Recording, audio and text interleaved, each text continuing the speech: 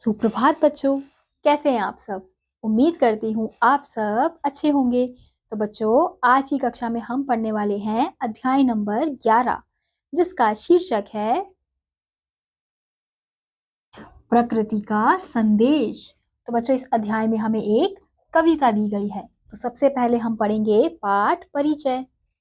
प्रकृति हमारी सबसे बड़ी शिक्षिका है। यह हमें प्रतिक्षण कोई ना कोई संदेश देती रहती है।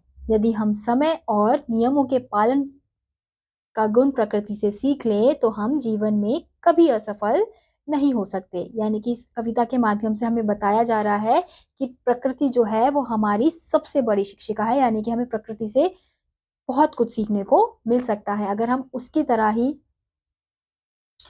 जीवन को जीना सीख ले तो हम कभी भी असफल नहीं होंगे।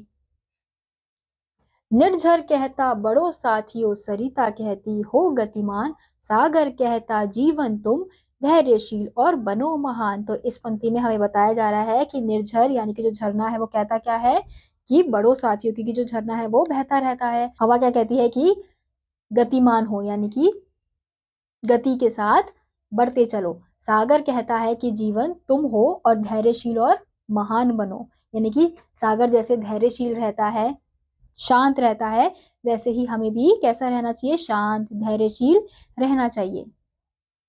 तारों का संदेश की धरती जगमग जगमग कर दो, सूरज कहता उगकर जग में नई रोशनी भर दो।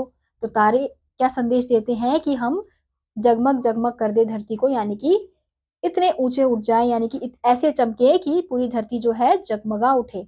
और सूरज क्या कहता है कि उगकर जग में नई रोशनी भर दो, यानी कि ऐसे सफल हो कि आपके जग में क्या हो जाए? रोशनी भर जाए।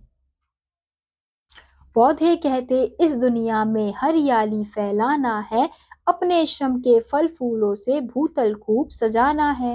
और पौधे क्या कहते हैं कि उस दुनिया को हमें कैसा बनाना है? हरियाली बनाना है, यानी कि हमें हमारे चारों तरफ हरियाली होनी चाहिए और अपने श्रम के फल से हमें भूतल यानी कि धरती को सजाना है।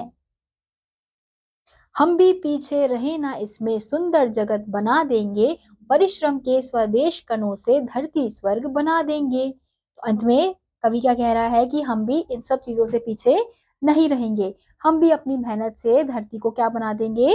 सुंदर बना देंगे, स्वर्ग की तरह बना देंगे। तो बच्चों, हमें इस कविता में यही समझाने का प्रयास किया है कि कैसे जब प्रकृति शांत रह सकती है, धैर्यशील रह सकती है, सुंदर हो सकती है, हरियाली दिखा सकती है हमें चारों ओर, तो हमें भी वैसे ही अपने जीवन को व्यतीत करना चाहिए। तो इसी के साथ आज का यह अध्याय यहीं समाप्त होता है। उम्मीद करती हूँ आपको यह अध्याय समझ आया होगा। मैं आपसे मिलूंगी अगली कक्षा में, तब तक के लिए नमस्कार।